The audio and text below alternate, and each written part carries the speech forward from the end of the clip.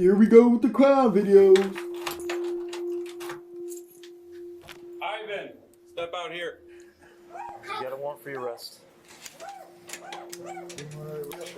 Yeah, so it's for murder charges.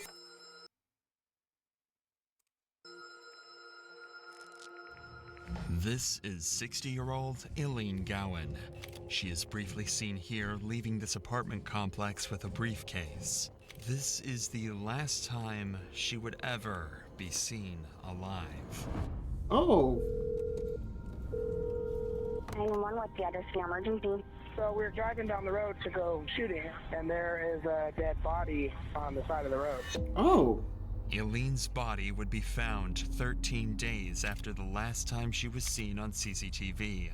Police believe she was entangled in a deadly love triangle prior to her murder. But over the course of the next several months, this cold case would turn out to be far more complicated and even more disturbing than they could have ever imagined. Me and her broke up. She moved in with a guy, and he tried to mess with her. And all I know is his first name's Sam. They said we told her it was a bad deal with him. Because he's telling me if the cops get behind him, he's gonna run into a tree. He ran into the tree? 166, be advised. It's their grandfather in the car, and he called them saying that he's possibly going to try to crash the car. Nah, that nigga's a demon. On February 13th, 2023, Nigga finna purposely mad. Eileen Gowan was seen leaving her longtime job at Sugar's Diner. She had just told her daughter over a text message that she was on her way to pick up some things from her friend Mike, who she had recently moved in with after breaking up with her ex-boyfriend, Sam Brammer, only a week earlier. Strangely, she would specify that her co-worker at Sugar's Diner would be the one to drive her there. However, as Eileen left her workplace, no co-worker would show up. Instead, strangely, her ex-boyfriend Sam would be the one to pick her up. Hours would go by, but Eileen would never show back up to Sugar's. The owner of the restaurant, Megan, would begin worrying as to where Eileen could have gone and started frantically sending her messages asking for her whereabouts. But oddly, she would receive a single message back saying, "Leave me alone, I'm done." This was very strange coming from Eileen, as she almost never texted, usually resorting to phone calls, and was often extremely responsible. Something strange was going on. The day would go by, and Eileen would never be seen. The following day, Eileen's daughter would file a missing persons report for Eileen to the Council of Bluffs Police Department, and an investigation began. Council Detectives of would begin Bluffs collecting CCTV Police footage from Department? everywhere in the town to try and fully document where Eileen went the day of her disappearance. But Why is this that would be low-key hard? quite the lengthy process. So without anything to go by, police would start asking her family and friends. Apparently, after leaving her ex-boyfriend, Sam Brammer, a week earlier, she had stayed with her new friend, Mike Brockman, a man her family claimed had likely assaulted her the night before she disappeared. This shined a suspicious light on both of the men she was involved with, so police would bring in both Sam and Mike for interrogation and see if they could find any leads. Mike was a friend of Who y'all think did it? Who y'all think did it? Matter of fact, I'm gonna run a predict.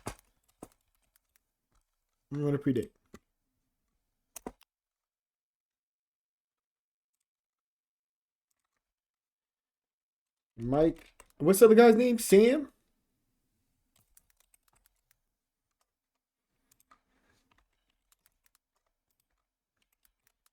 I'm gonna do a third option.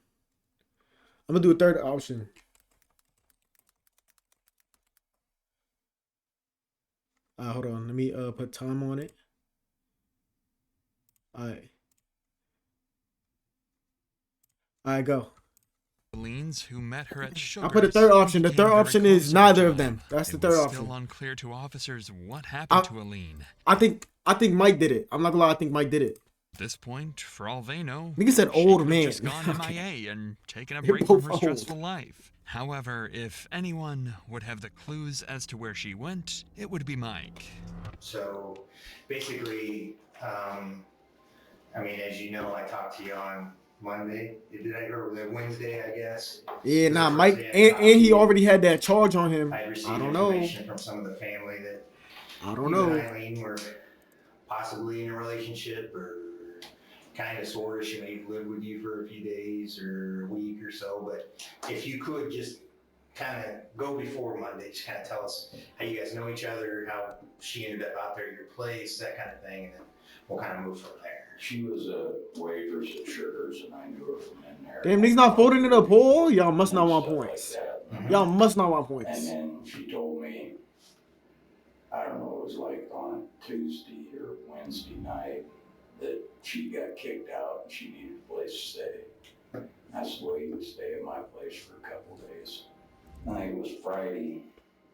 She called me and she said, I won't be coming back. She says, we're getting back together, her and her boyfriend. And all I know is his first name's Sam. I don't know anything else about her. And so I didn't see her. And then she called me. Okay. So Mike saying Sam did it. Mike saying Sam did it. On that Saturday night, and she said, oh, we got into it. Can I come out for a day? I said, you can come back out, but you got to be gone Monday because I can't have this. I'm single. I don't want anything like this going on. Two initial thoughts can be made upon hearing Mike's story. On one hand, it seems like Sam was back together with Eileen, so Sam would be a much stronger person of interest, as he'd likely been the last person to see her. On the other hand, Mike may have had a deep connection with Eileen, meaning if he learned she got back with her ex-boyfriend just days after moving in with him, Nah, this is he could have played a crazy sinister love triangle. role This is in her crazy love triangle. disappearance. But detectives plan to let Mike tell his What if side of they both did it? What if they worked together and they both did it? Do I have to refund? story before confronting him about the suspicious relationship. So I took her to work Monday morning. That'd been a week ago yesterday. Dropped her off at 5 a.m. And she was supposed to get off at, I don't know, she said 7 or 8. Her daughter was going to pick her up. She's going to go to her mom's and get her safe and take to her daughter's. And then she was supposed to come back to work at 2 o'clock in the afternoon. Well, then I get a phone call from the bar saying, hey, have you seen her? And I said, I haven't seen her, I haven't talked to her, nothing. Oh, she didn't show up for work. She didn't show up. I said, I haven't heard anything. And I tried to contact her and couldn't get a hold of her. So I sent her a text message and I said, all your stuff that's bagged up is going to be sitting behind the bar. You got to get it. I want it out of here. I don't want to mess with any more of this. And I never, since 5 o'clock that Monday morning, I'd never had any contact with her, phone, text, or anything. And then I didn't know anything till right before you called me that she'd come up missing. Okay. Mike would go on to claim that he never had any sexual relationship with Eileen and that she stayed in a completely different room to him while living in his house. However, detectives know more about Mike than he thinks, and with some information Eileen's close friends shared with them, they don't believe he and Eileen were just friends. Has anybody said anything to you that Eileen was saying anything about you? Have you heard anything about her making any statements about you and your behavior while she lived or was staying with you out there? No. So you haven't heard that she may have made a statement that you possibly assaulted her while she was out there? No. Okay. That statement was made to a couple people that you supposedly laid down on her bed with her and spooned her from behind. Is that?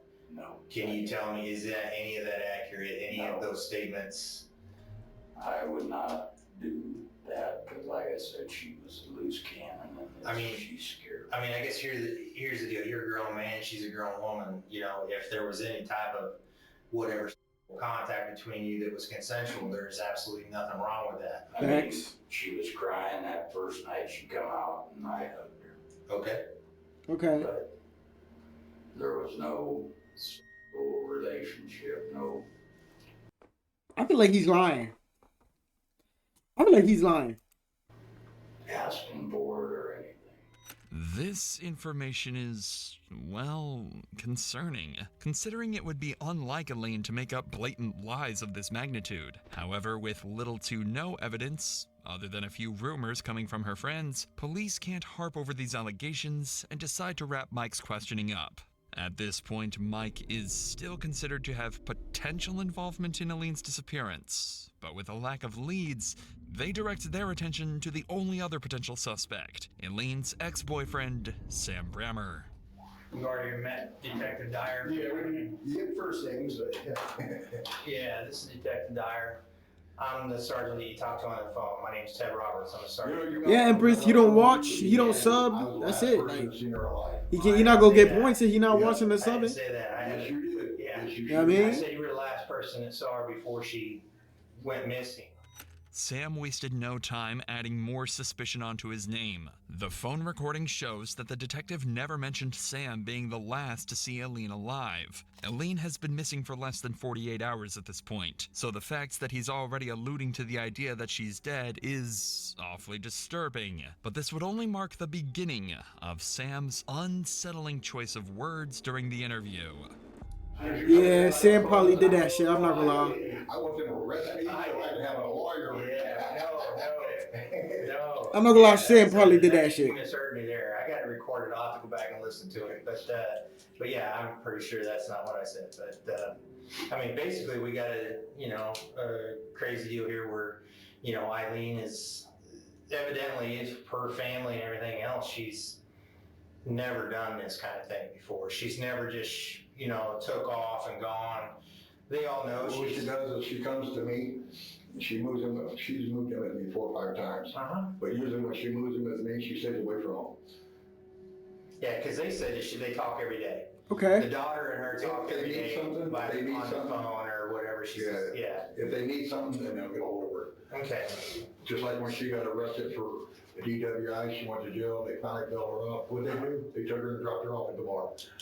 Okay. Nah, what? Okay. If you could, I just need to know what went on Monday morning. What happened Monday morning with you? She texted me Okay. and wanted to know if I would come and get her because one of her friends supposedly was supposed to come and get her and supposedly ran out of gas. So, Did she tell you the friend's name or?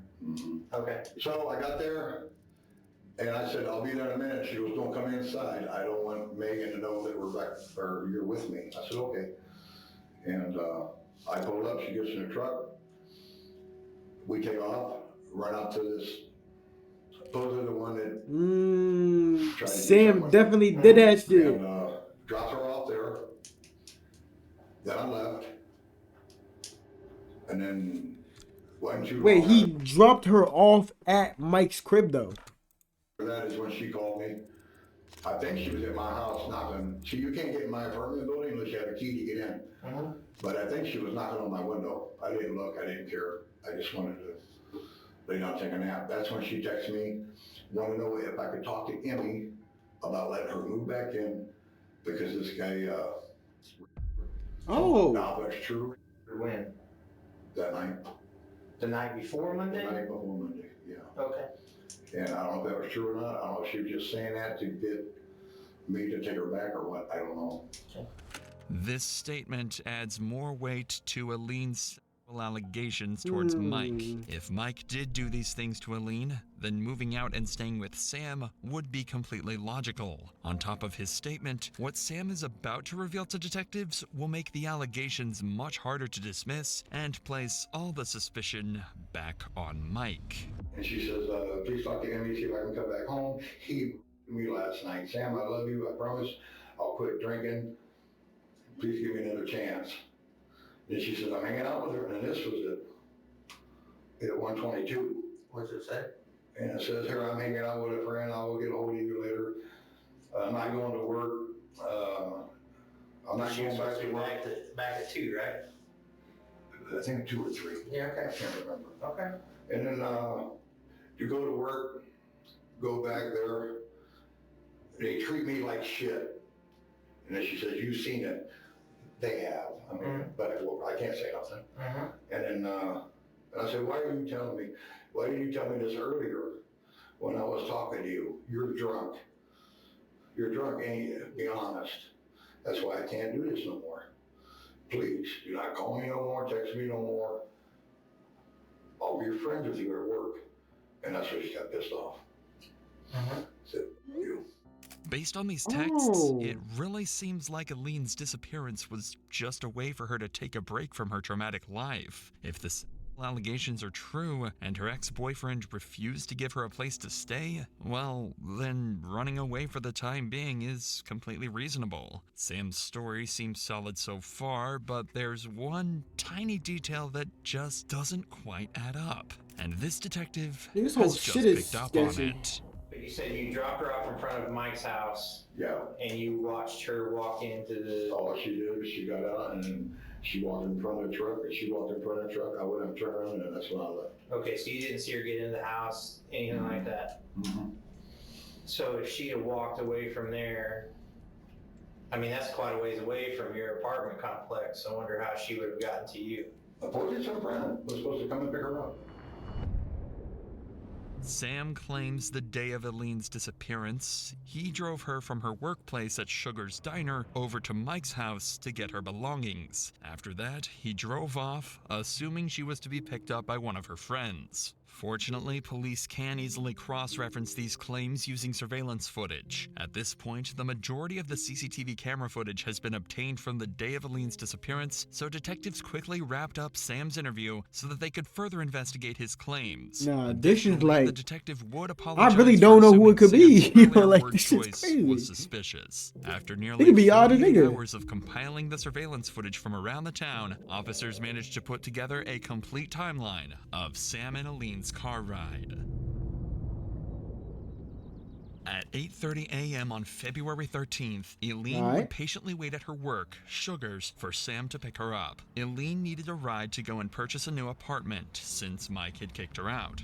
She would tell her boss and daughter that a friend was picking her up because she didn't want Okay. anyone to know her and Sam were back together. Eileen and Sam would first drive to her mother's apartment, Dudley Courts. She would be seen carrying a suitcase-like object out from her mother's apartment, then leaving with it. This would turn out to be a safe containing $1,200, which she had That's it? planned to use as a down payment for an apartment. At 9:30 a.m., they would drive directly to the Sherwood apartment complex to purchase the apartment. However, the complex happened to be closed, so they were unable to purchase anything.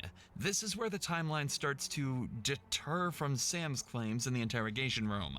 From 9:45 to 10:30 a.m., Sam's car can be seen driving all across town. He went in multiple circles and even made a quick stop to Burger King at 10:30. However, he What he got never from Burger drove King? Eileen to Mike's house like he had claimed. In fact, Sam's car can be seen driving in the opposite direction to Mike's house the entire morning. This is concerning, but it would only get worse.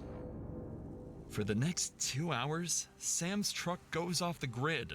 It's completely unknown where he went, and no CCTV cameras had managed to capture his location. Yeah, GG, Luckily, she did that at shit. 1 p.m., his truck would appear back on the same streets he circled on for hours that morning, and eventually, he would make his way back to his own home at the Cottonwood apartment complex. But things were different in all the recordings past 1 p.m. Eileen was no longer with Sam. Yeah, he did Cameras that had shit. clearly captured that Sam was nowhere near Mike's house the entire day, so why would he feel the need to lie about where he dropped Eileen off? This footage paints Sam out to look awfully suspicious.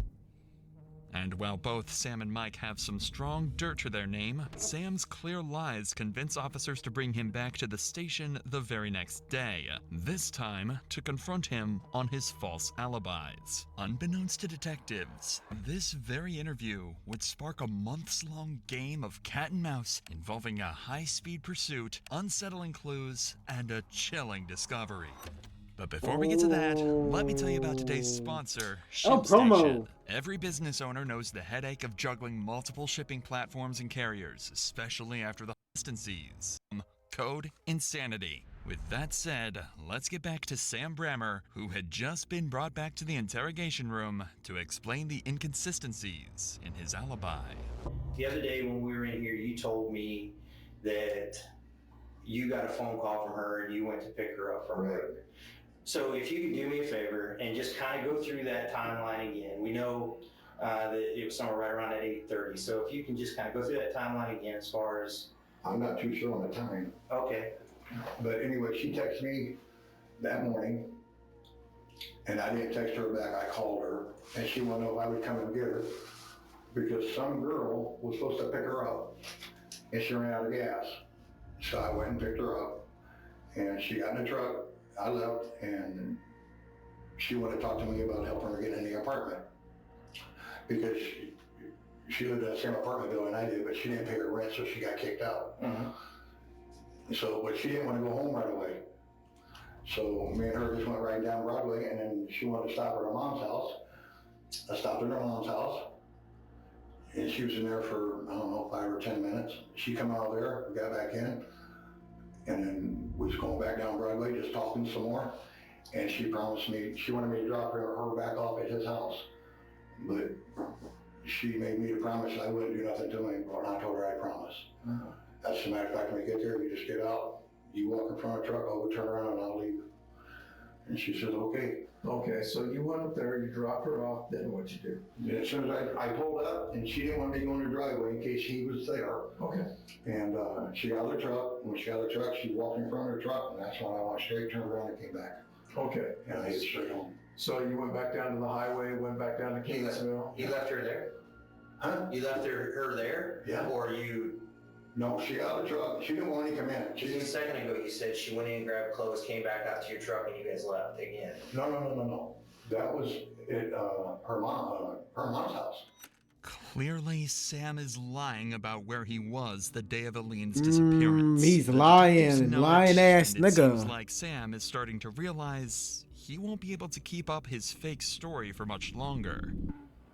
Even after being told that cameras show him nowhere near Mike's house the entire day, Sam insists on his story that he did in fact drop Eileen off at Mike's Hold on, house. it's not over there, With Marcus. this, It's not over the yet. detectives would take a brief break from the room to watch the footage over I don't know why again, he's lying, just to though. triple check that Sam is 100% lying. And to nobody's surprise, the footage showed Sam on the opposite side of town during the time he Lying claims to have ass been at nigga. Mike's. So when the detectives return to the interview room, they'll use this information to Nigga, try and a get liar. Sam to own up to his lies.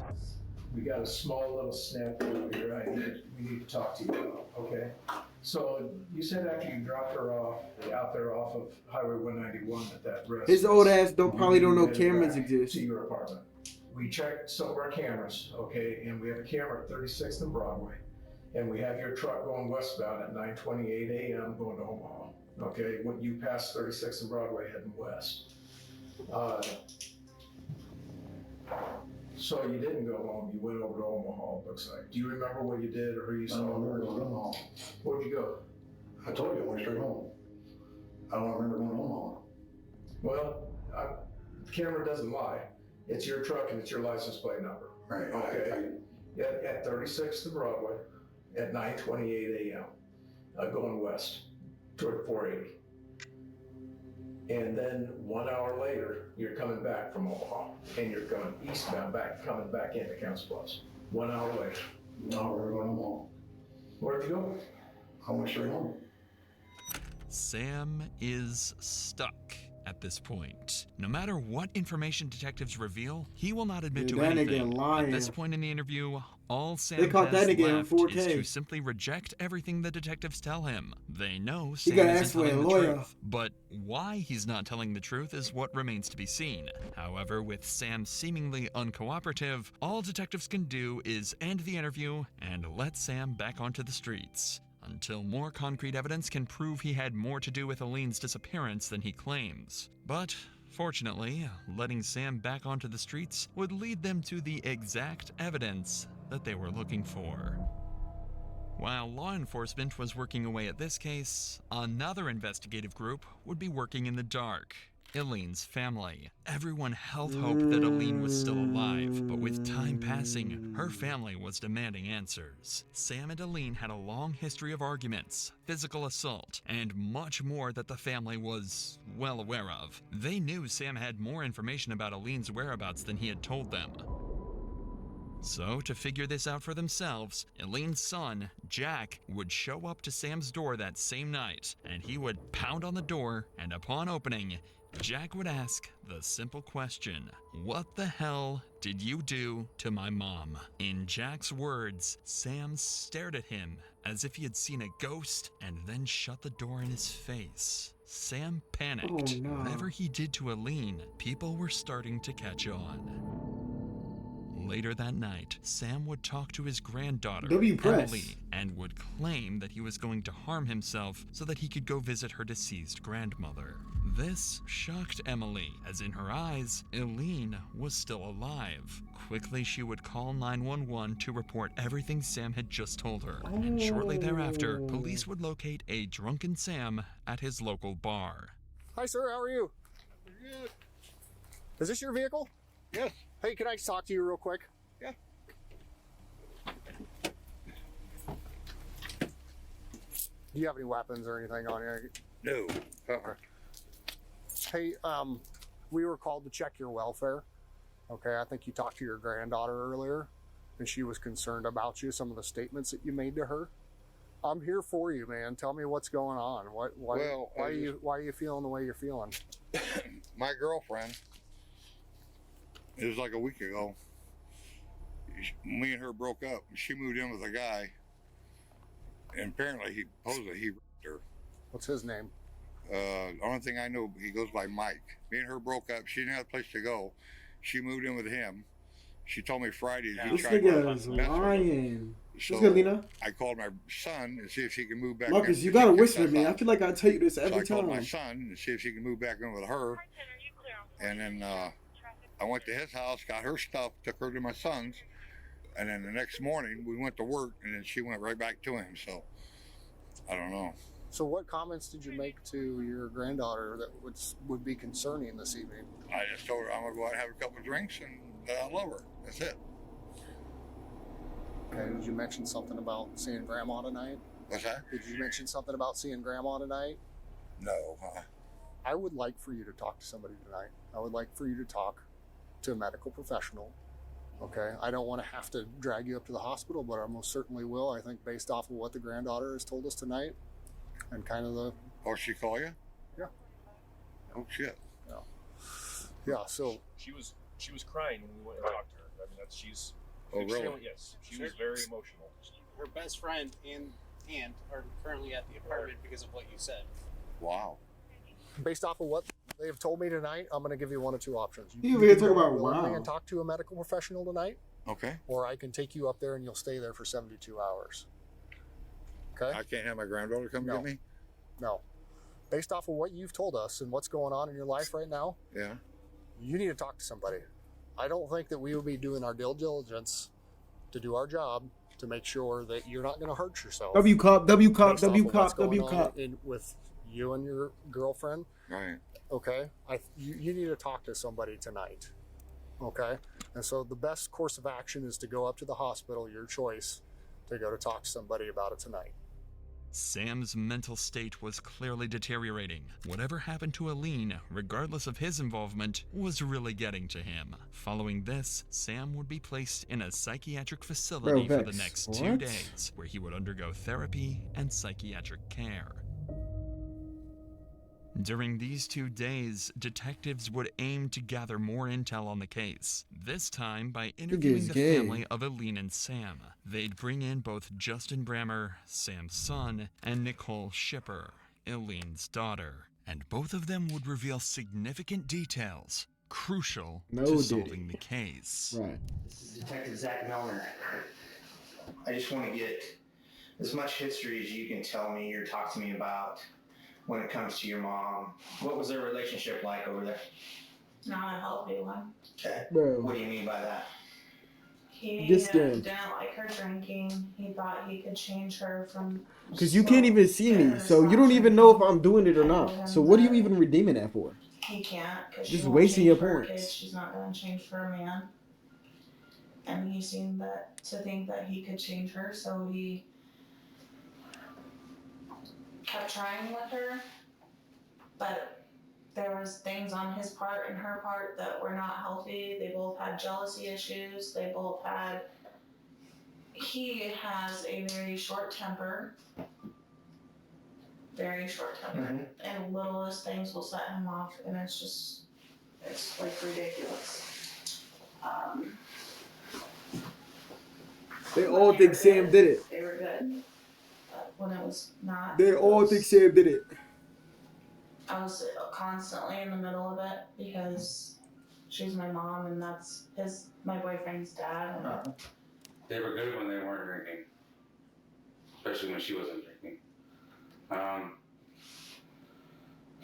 She'd bicker, she'd argue. They start arguing. It just escalate. Next day they were fine. They go to bed angry. Did you ever see it get physical? No, never seen it physical. He told me she grabbed him by her neck a couple times, but that was about it. Okay. Why would he grab her by the neck? No, she grabbed him by the neck. Oh, okay. It seemed like Sam and Eileen had a rocky relationship, but it rarely escalated to the point of violence. And if the fights did turn violent, it was Eileen doing the physical harm to Sam. The week prior to last Monday. No, well, I could never hit a girl, like, even if they put their hands on me. In order for me to hit a girl, she would literally be having to be threatening my life with, like, some kind of she don't want object that'll literally murder me. because she's tired of him throwing her out for little reasons. And she's That's the only way I sick would of not lay my fingers on a being girl. able to have a stable home because he On a just female. gets so mad at the smallest things and just kicks her out. Did Emily want her to go, or was it your dad that wanted him to go? Was it Sam? My dad. Okay.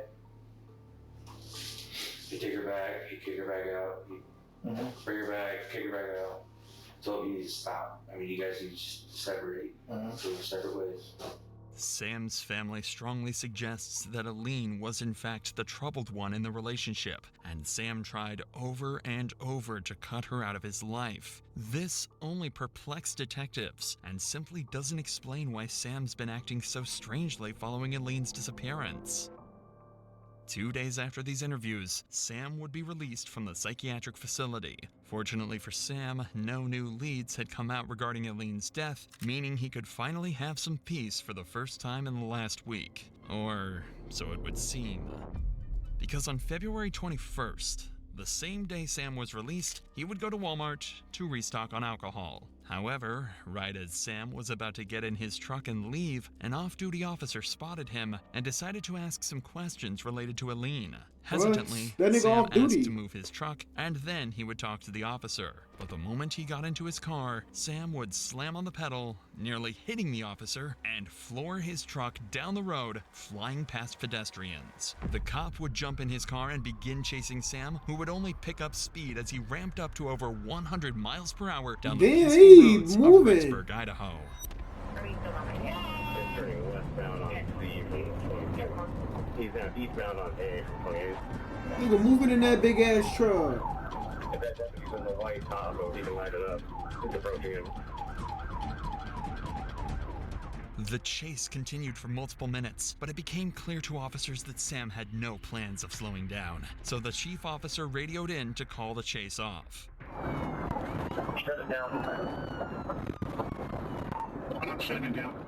Sam had just successfully run from the police, and while he was having the time of his life, this chase obviously made things much, much worse for Sam.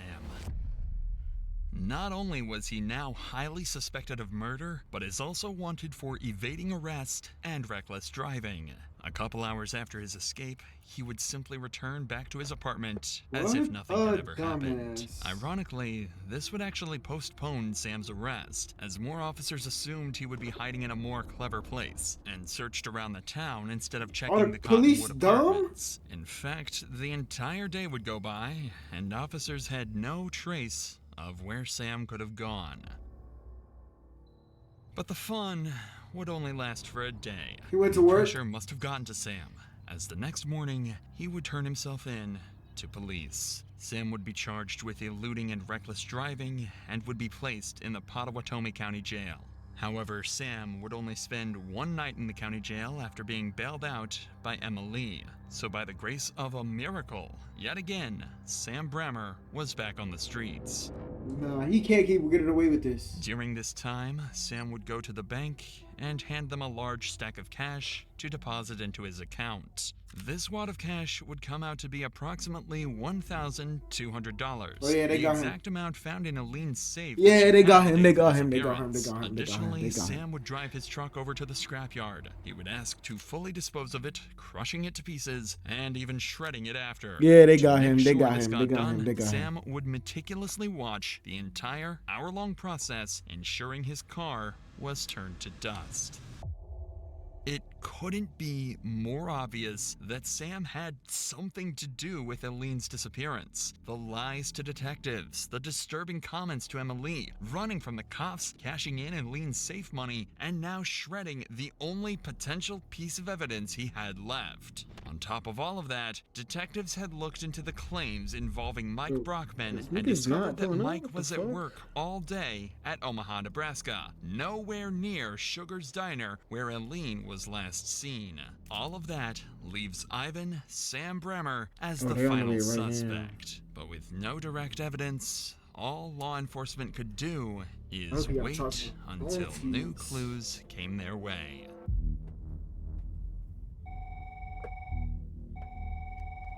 What's the address for the emergency?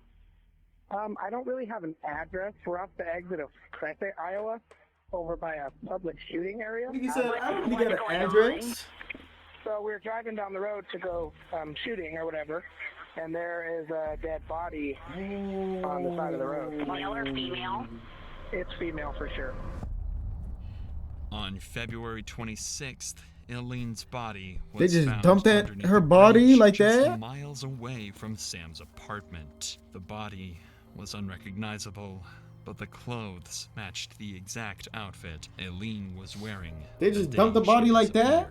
Someone had killed her. Medics would pronounce Eileen No dead thought, on no the thought scene, behind it at and all. She would be taken to the hospital to get an autopsy done to determine her cause of Didn't death. even bury But it. her results No would come wood back chipper, strange. acid. Eileen had 8 blunt force impacts to her head and a fractured front tooth. Well, gruesome. None of these injuries were sufficient to cause her to die, so her cause of death would be ruled as undetermined. Unfortunately for police, this meant they wouldn't be able to immediately charge Sam with murder. Nah, they don't even know how she However, with died. all the sufficient evidence they'd gathered throughout the course of the investigation, they had Nah, enough to charge they him just with abuse of a he corpse. just dumped her body They'd on the received side of an the arrest road, warrant, like and for the 4th time that it month, was a officers roadkill would animal or arrive some at Sam's shit. Like that is apartment, crazy to me. This time That is to finally that is crazy to seal his me. fate. Hello, morning. We're looking for your grandfather. Is he here? Okay, just 1 second. Just go. Sam, right? Goes by Sam. Okay. Oh, she look like she nice. anybody Yo, else? Marcus, how many wait, I don't know how old she is. Let me not got ask any that. guns or anything like that? Okay. Let me not ask Well, he's that. got a warrant, so we need to talk to him. Just let that officer in. I'll be right there.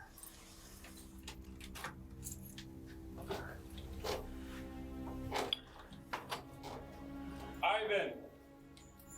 2 cats off bed? Oh yeah, he definitely did it. Show us your hand. No. No. Hey. Okay. Come here. You got a warrant for your arrest. I'll let you smoke that if you just. No. Oh, you can smoke it. All right. All right. Dirty ass crib. Shoes? Yeah, we'll get them. Yeah. We'll get them. I'll put two. Is that a dog too? They got 3 cats and a dog. I counted 3 cats already. What the fuck?